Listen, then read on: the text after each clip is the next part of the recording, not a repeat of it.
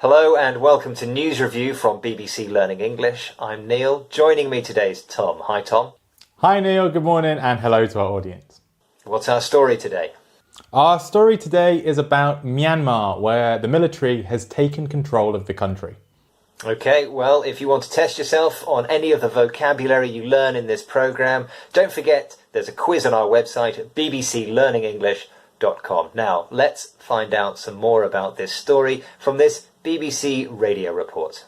The armed forces in Myanmar have carried out a coup, arresting Aung San Suu Kyi and other senior figures in the ruling party. The military claims that the election she won in November was fraudulent and are imposing a state of emergency for 1 year.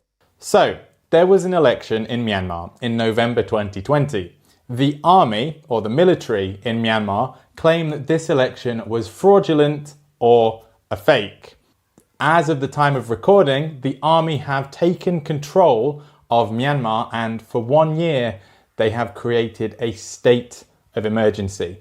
And the military have detained several politicians, including the famous Aung San Suu Kyi. Okay, well, you've been looking at this story and how it's being reported in the headlines. You've picked out 3 words and expressions which are really useful. What have you got? Coup, at a crossroads, and deal a killer blow. Coup, at a crossroads, and deal a killer blow. So let's have a look then at your first headline with that word coup. My first headline, Neil, is from right at home at the BBC. The headline: Myanmar coup. Aung San Suu Kyi detained as military seizes control. Coup. Takeover of government by force. Now this is a funny little word, isn't it? Because it sounds really different to how it's spelt. We say coup, not coop. Why is that? Well, yeah, we should note the irregular pronunciation. C-O-U-P, we pronounce it coup, no P. This is because it originally comes from the French language, which has a different set of rules. Yes, okay. This word often goes with other words. It works in combination with some other words commonly, doesn't it? What are they?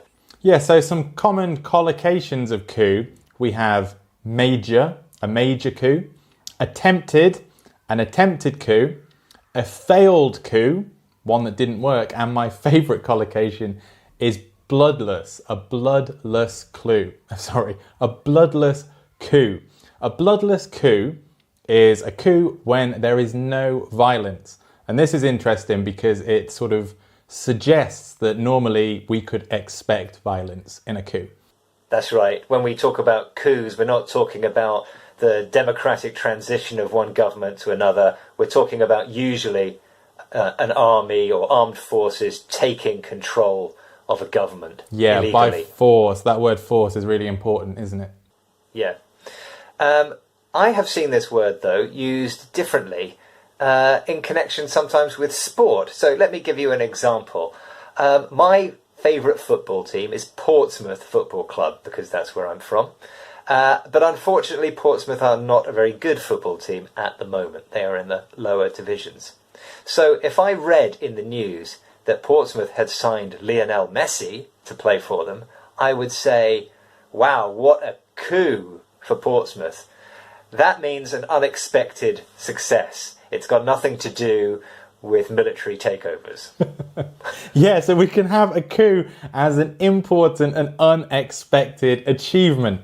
Now, Neil, I don't know anything about football, so I don't really know what you're talking about in that respect. I'm going to give my own example. Say the Queen came to the BBC buildings and I said to her, would you like to come and do news review next week? And the Queen said, yes, that would be great. And she came and did news review with us. That would be a coup, an unexpected and important achievement. It would indeed be a major coup for BBC Learning English. Nothing to do with military takeovers. Okay, let's get a summary.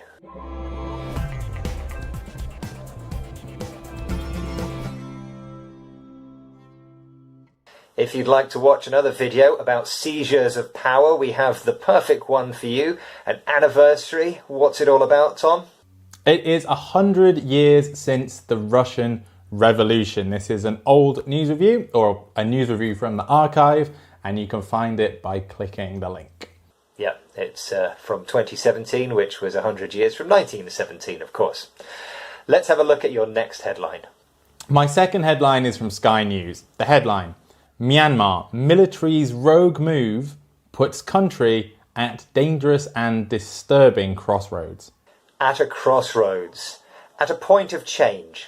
Yeah. Now, I know what a crossroads is, Tom. It's when one road crosses another one. Yeah, and it makes a cross form. Yeah, crossroads are where, for example, four roads meet. And what do you have to do there, Neil?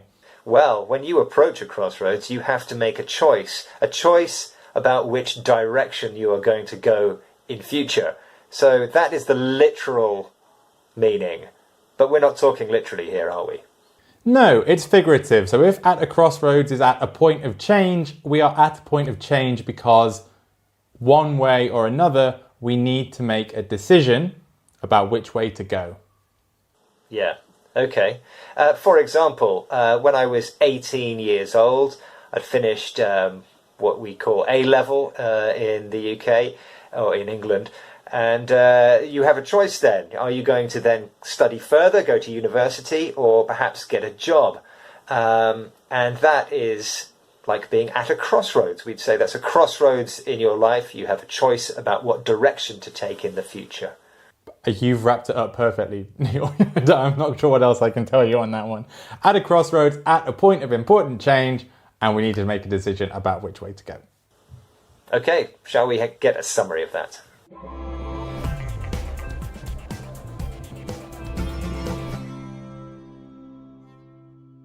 We've been talking about crossroads, and we have a story about roads, don't we, Tom? We do. It's a 6-minute English, keeping cars out of city centres. You can watch this, click on the link, and drive across to YouTube or the site.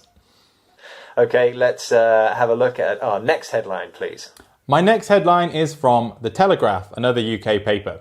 It says, military power grab deals killer blow to Myanmar's fledgling democracy.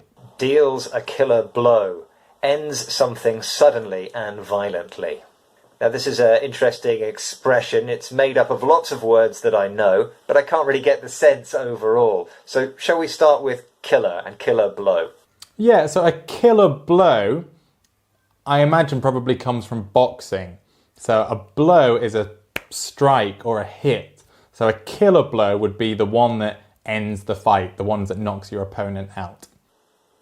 Yeah, it's got a very kind of violent sense, hasn't it? Yes, definitely. What about this word deal? I know in cards, playing cards, you deal. It means you hand out or give something. Is there a sense connected here? Yeah, if you deal a killer blow, you give someone a killer blow, which it's just the verb that it takes. Yeah, okay. And of course, when we're talking about boxing, that's kind of literal, isn't it?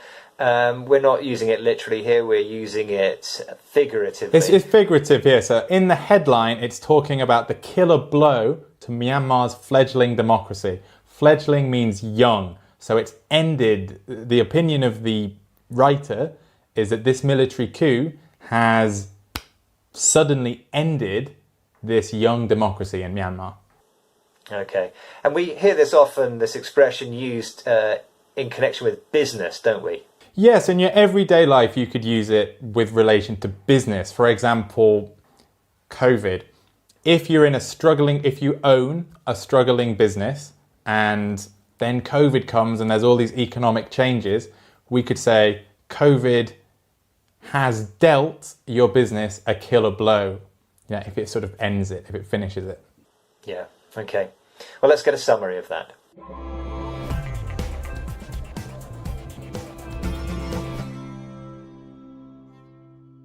Time now, Tom, for a recap of our vocabulary, please. A recap of today's vocabulary. Coup, takeover of government by force. At a crossroads, at a point of change. And deals a killer blow, ends something suddenly and violently. If you want to test yourself on the vocabulary, there's a quiz on our website, bbclearningenglish.com, and you can find us all over social media. Stay safe. Join us again next time. Goodbye. Bye.